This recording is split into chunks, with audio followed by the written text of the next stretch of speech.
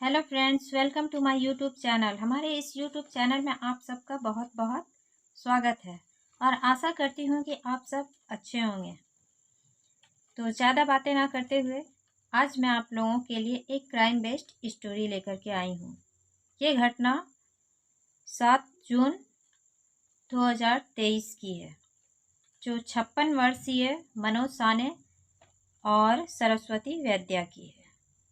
56 वर्षीय मनोज साने अपने live in partner 32 वर्षीय सरस्वती वैद्या, जो मीरा रोड में नया नगर में रहते थे।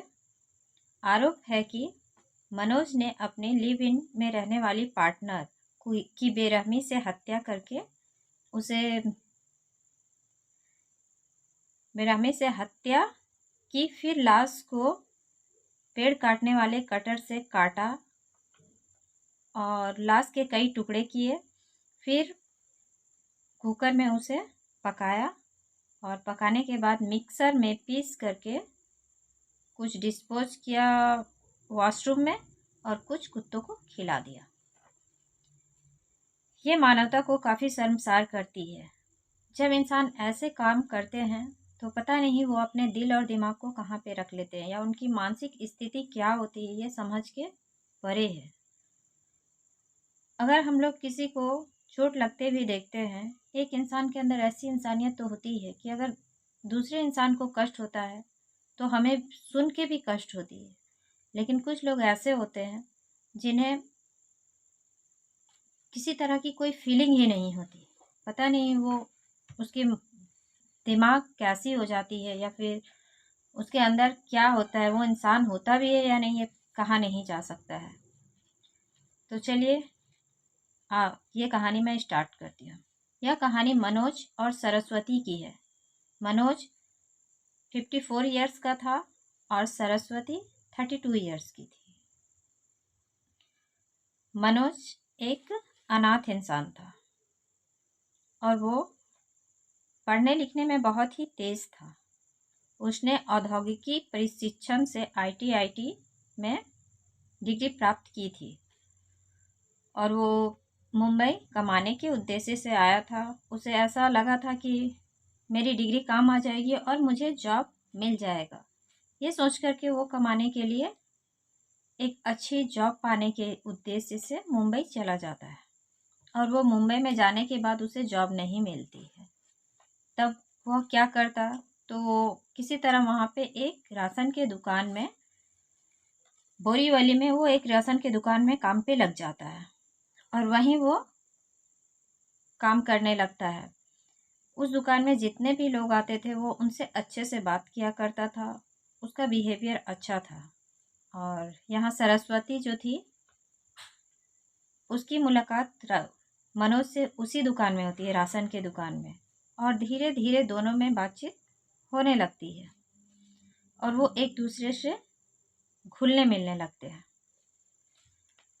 सरस्वती से बातें होते होते मनोज को ये पता चलती है कि सरस्वती भी अनाथ है। उसके माता पिता नहीं हैं और वो अनाथ आश्रम में ही पली बढ़ी है और वहीं से वो 10th की है। सरस्वती को मनोज धीरे धीरे अच्छा लगने लगता है और वो धीरे धीरे वो उसके साथ अटैच होने लगती है। दोनों में कॉमन बात ये थी कि वो दोनों ही अनाथ थे। इस वजह से उनकी दोस्ती जल्दी हो जाती है। मनोज भी शादीशुदा नहीं था और सरस्वती भी शादीशुदा नहीं थी, जिसके कारण ये उन दोनों के लिए प्लस पॉइंट होता है और वो दोनों एक दूसरे से आकर्षित होने लगते हैं और धीरे धीरे उनकी ये बातचीत प्यार में बदलने लगती है और वो एक दूसरे से प्यार करने लगते हैं। वो दोनों एक दूसरे से इतना प्यार करते हैं कि वो दोनों एक दूसरे के लिए कुछ भी करने के लिए तैयार रहते हैं। उसके बाद 2014 से वो दोनों एक ही जगह पे रूम लेकर के रहने लगते हैं, लिव इन में। 2017 में दोनों मीरा रोड में शिफ्ट हो जाते हैं और दोनों गीता आकाश बिल्डिंग में रहना चालू कर देते हैं। वो दोनों जब भी बाहर जाते थे वो किसी को ये नहीं बताते थे कि हम एक दूसरे को हम एक दूसरे को जानते हैं। वो अपने रिलेशन के बारे में, वो जब भी बाहर जाते थे, उन दोनों ने शादी कर ली थी। वो एक मंदिर में जा कर के शादी कर चुके थे और इस बात की जानकारी किसी को नहीं थी। ये बात सिर्फ सरस्वती की एक फ्रेंड जानती थी। सरस्वती इस बात को कि वो मनु से शादी कर रही है अपनी फ्रेंड को बताती है और इस बात को लेकर के उसकी फ्रेंड काफ़ी पोसेसिव होती है। वो उससे कहती है कि तुम दोनों के बीच में उम्र का बहुत फासला है और दूसरी बात कि हम लोग मनोज को अभी अच्छी तरीके से जानते नहीं हैं, तो तुम ये शादी मत करो। वो मना करती है। वो जब तो इसलिए वो अपनी सहेली से बात करना बंद कर देती है और उसकी बात को ना मानते हुए वो मनोज के साथ शादी कर लेती है। और ये बात उसके मोहल्ले के कोई भी लोग नहीं जानते हैं, क्योंकि वो दोनों किसी से ज़्यादा बात ही नहीं करते थे। जिस जगह पे वो रहते थे, जिस फ्लैट में, वो किसी से ज़्यादा घुलते मिलते नहीं थे। वो दोनों जब भी कहीं जाते थे और अगर साथ होते थे, कोई पूछता था तो वो अपने बारे में यही कहते थे कि ये मेरे मामा हैं और वो कहते थे कि ये मेरी भतीजी है। वो लोग किसी को सच नहीं बताते थे कि हम हस्बैंड वाइफ हैं।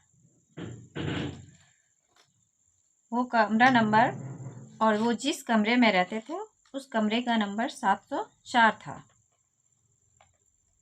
उन दोनों के बीच उम्र का इतना ज़्यादा फासला था कि एक दूसरे को समझने में उन्हें समय लगना चाहिए था, लेकिन वो बहुत जल्दी ही एक दूसरे को समझ जाते हैं और वो एक दूसरे को चाचा और भतीजी बताते थे। पड़ोसियों से ज़्यादा बात नहीं करते थे, पर उम्र के इतने ज़्यादा फासले थे कि उन दोनों के बीच धीरे धीरे ये प्यार बहस में बदलने लगती है। और जब 2020 में लॉकडाउन लगा तो मनोज का काम भी थोड़ा स्लो हो गया था और सरस्वती को उस पर शक होने लगता है, क्योंकि मनोज के मोबाइल में बहुत सारी लड़कियों के कॉल्स आते थे और मनोज का बिहेवियर धीरे धीरे चेंज होने लगा था, जिसके कारण सरस्वती को उस पर शक होने लगा था और ये शक झगड़ा का रूप लेने लगा और वो दोनों एक दूसरे से काफ़ी झगड़ा भी करते थे। ये मोहल्ले वाले सुनते थे पर उन्हें ज़्यादा वो ध्यान नहीं देते थे। कोई किसी के घर में क्या हो रहा है उतना तो कोई ध्यान नहीं देता है बाहर में, पर वो आपस में झगड़ा ज़रूर किया करते थे। ये तो सभी जानते थे। धीरे धीरे वो उससे प्रताड़ित करने लगता है और बात बात पर झगड़ा होने लगता है। कुछ दिनों से मनोज के पड़ोसी सिर्फ मनोज को ही बाहर जाते हुए देखते थे। उसके साथ सरस्वती नहीं हुआ करती थी, लेकिन वो लोग ये सोचते कि हो सकता है सरस्वती कहीं गई हो। वो लोग ज़्यादा ध्यान नहीं देते हैं। पर समय जैसे जैसे बीत रहा था, उसके फ्लैट से एक अजीब तरह की दुर्गंध आ रही थी। अब लोगों का ध्यान उस ओर जाना चालू हो गया था। ये दुर्गंध आ कहाँ से रही है और वो भी इतना ज़्यादा? कहीं कोई चूहा तो नहीं मर गया है, कहीं कोई जानवर तो नहीं मर गया है? ये सोच करके वो लोग 1 दिन 2 दिन रुक जाते हैं। उन्हें ऐसा लगता है कि चलो आज नहीं तो कल ख़त्म हो जाएगी, चूहा मरा होगा कहीं पे। और मनोज जो है, मनोज के कुछ पड़ोसी जो होते हैं, वो ये देखते हैं कि मनोज अपने रूम से एक थैली लाता था और वो कुत्तों को कुछ खिलाया करता था। पर वो ये नहीं जानते कि वो क्या है। वो सोच रहे थे कि हो सकता है कुछ खाना बच जाता होगा। सरस्वती भी नहीं है, उसे भी हम लोग नहीं देख रहे, तो कुछ खाना बच जाता है तो ये कुत्तों को डाल देता है। उन लोगों ने इस बात की ओर ध्यान नहीं दिया। पर मनोज के फ्लैट में रहने वाला एक उसका जो पड़ोसी था, सोमेश श्रीवास्तव, उसका ध्यान इस ओर चला जाता है। सोमेश श्रीवास्तव जब एक दिन ऑफिस जा रहे थे और वो जैसे ही कमरा नंबर 704 के पास से गुजरते हैं, उन्हें एक बहुत ज़्यादा तेज़ महक आती है, दुर्गंध। तो वो वहाँ पे फट से रुक जाते हैं और रुमाल निकाल करके अपने नाक पे डालते हैं और वो बड़बड़ाने लगते हैं कि पता नहीं कैसे कैसे लोग रहते हैं, घर की साफ सफाई करते भी है या नहीं। चूहा मर गया है पर क्या पता इन लोगों को ध्यान ही नहीं दे रहे हैं, ना साफ करते हैं ना कुछ करते हैं। रोज रोज यही दुर्गंध लेकर के ऑफिस जाता हूँ, ये वैसा कुछ बोल रहे थे। और ये बातें मनोज सुन लेता है और वो अपने कमरे के अंदर एयर फ्रेशनर से फटाक से निकालता है और उसे पूरे कमरे में एयर फ्रेशनर मार देता है। और ये चीज़ सोमेश ने केयर की कि अभी तो तुरंत दुर्गंध आ रहा था और अभी तुरंत परफ्यूम की महक। वो दरवाज़ा खटखटाने लगता है। दरवाज़ा खटखटाने के बहुत देर बाद मनोज निकलता है और पूछता है क्या बात है। तो सोमेश कहता है कि आपके घर में इतनी गंदी दुर्गंध कैसे आ रही है, आप अपने घर की साफ सफाई करो, हो सकता है कहीं पाइप में चूहा मर गया हो। ये महक 2-3 दिनों से आ रही है और बहुत ज़्यादा ही अजीब है, प्लीज़ साफ करवाइए घर को। तो वो कहता है कि ठीक है मैं करवा लूँगा, अभी मुझे ऑफिस जाना है, मैं भी अपने काम पे जा रहा हूँ। मनोज भी कहता है कि मैं काम पे जा रहा हूँ। वो सोमेश जो थे वो बोलते हैं हाँ हाँ मैं भी ऑफिस ही जा रहा हूँ, ठीक है, अगर कुछ परेशानी हो तो हमें बोल दीजिएगा, हम लोग भी मिलकर साफ कर देंगे। बोल करके वो चला जाता है। सोमेश जी शाम को अपने घर वापस आते हैं तो देखते हैं कि मनोज का कमरा बंद था। वो सोने चले जाते हैं, लेकिन रात में उन्होंने ये नोटिस किया कि 1-2 दिन से कुछ काटने की आवाज़ आती थी। जैसे कटर, जब पेड़ कटता है तो पेड़ काटने वाले जो कटर होते हैं उस तरह की आवाज़ें उससे आती थी। ऐसा फील होता था कि यहाँ पे कुछ काटा जा रहा है। लेकिन वो 2 दिन तक केयर नहीं करते, पर तीसरे दिन उन्हें कुछ अजीब सा लगने लगता है। उन्हें शक होने लगता है कि रिसेंटली श्रद्धा वालकर हत्याकांड हुई थी और इसके कारण लोग वैसे भी एक्टिव थे।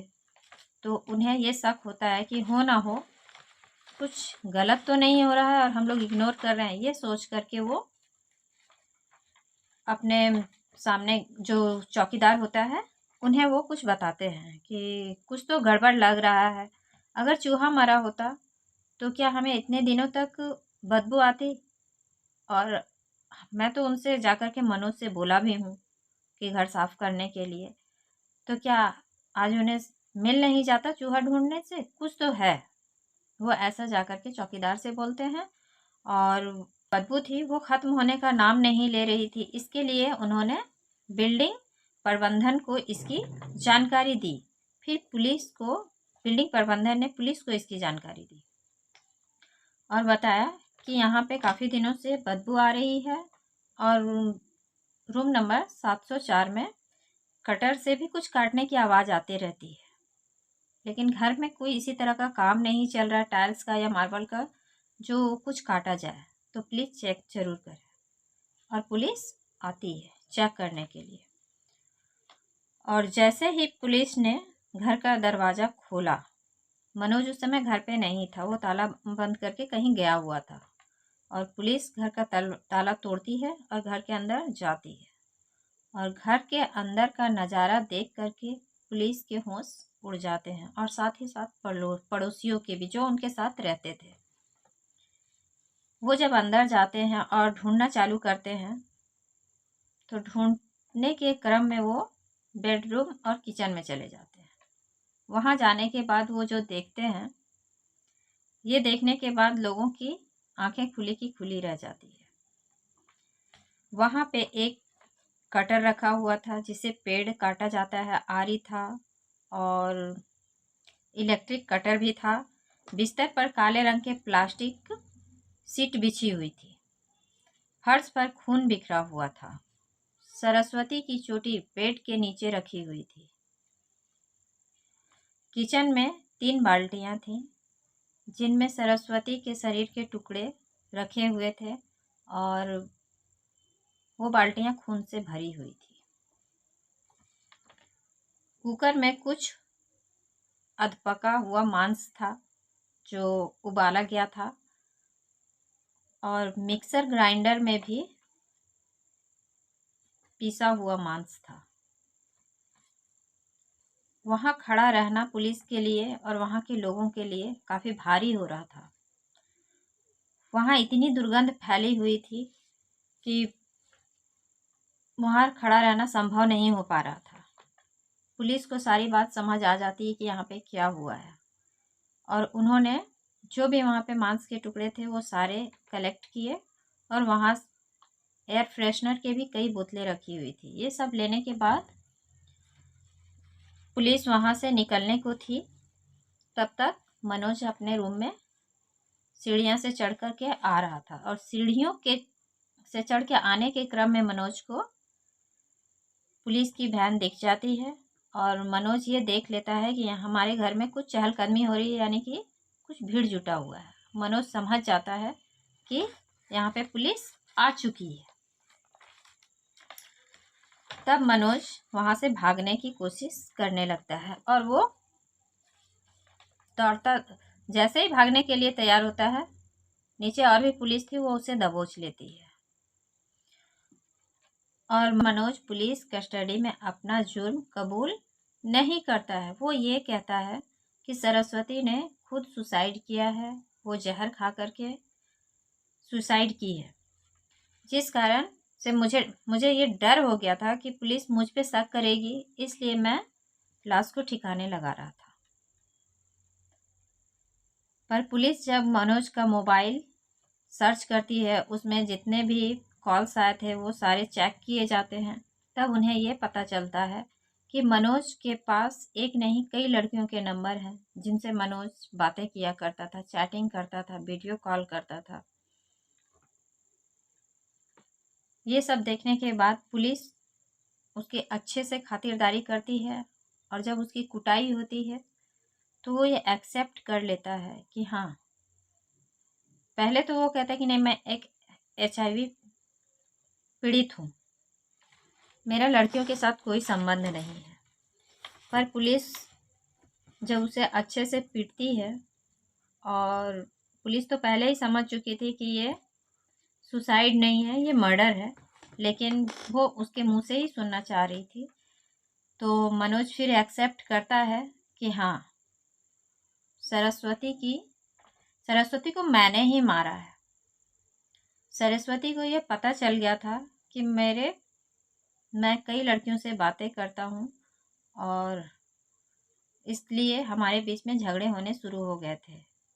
सरस्वती को मुझ पे काफ़ी शक हो गया था, और वो मुझे धमकी दे रही थी कि मैं ये बात जा करके पुलिस में बताऊंगी, इसलिए मुझे ये करना पड़ा। पुलिस को जब ये बात पता चल जाती है, मनोज अपना जुर्म एक्सेप्ट कर लेता है, कबूल कर लेता है, तो उस पर कई धाराएं लगाई जाती हैं, और उस पर कानूनी कार्रवाई की जाती है। तो इस तरह के लोग भी हमारे समाज में हैं, जो किसी को भी मारने से नहीं हिचकिचाते हैं। सरस्वती उससे बहुत प्यार करती थी, ये बात भी मनोज एक्सेप्ट करता है कि सरस्वती मुझसे बहुत प्यार करती थी, लेकिन वो मनोज उसे मारने में 1 मिनट भी देरी नहीं करता है। उसने गूगल पे भी सर्च किया था कि कौन सा पॉइज़न देना चाहिए, और वो उसे पहले तो पॉइज़न दे के ही मारता है, उसके बाद वो आरी से उसके शरीर के टुकड़े टुकड़े करता है। फिर जाकर के कुकर में पहले पकाता है, फिर मिक्सर में डाल करके उसे पीसता है, फिर कुत्तों को खिलाता है, और वो कुछ थोड़े वॉशरूम में डिस्पोज कर देता है। ये जुर्म वो अपने मुंह से कबूल कर लेता है। तो आज की स्टोरी आप लोगों को कैसी लगी प्लीज़ बताएं, और thank you for watching this video. अगर आपको ये वीडियो अच्छी लगी हो तो please like, subscribe and share करना ना भूलें। Thank you.